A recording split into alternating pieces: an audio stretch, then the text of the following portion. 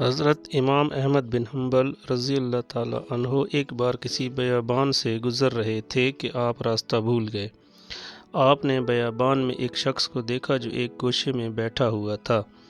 آپ نے سوچا کہ اس سے راستہ دریافت کروں، چنانچہ آپ اس کے پاس گئے۔ وہ شخص حضرت امام کو دیکھ کر رونے لگا۔ حضرت امام صاحب نے سوچا کہ شاید یہ بھوکا ہے۔ آپ نے اس خیال سے اسے روٹی دینا چاہی۔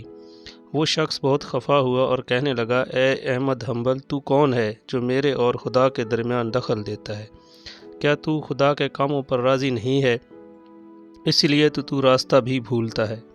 امام حنبل اس کے کلام سے بہت متاثر ہوئے اور دل میں کہنے لگے، الہی گوشوں میں بھی تیرے ایسے بندے پوشیدہ ہیں۔ اس شخص نے کہا، اے احمد حنبل، کیا سوچتے ہو؟ اس خدا پاک کے ایسے بندے ہیں کہ اگر اللہ تعالیٰ کو قسم دے کر چاہیں تو تمام زمین اور پہاڑ ان کے واسطے سونے کے ہو جائیں۔ حضرت امام حنبل نے جو نظر کی تو تمام روئے زمین اور پہاڑ سونے کے نظر آنے لگے۔ پھر آپ نے ایک آواز سنی کہ اے احمد، یہ شخص ہمارا ایسا مقبول بندہ ہے کہ اگر چاہے تو ہم اس کی خاطر زمین کو الٹ پلٹ کر دیں۔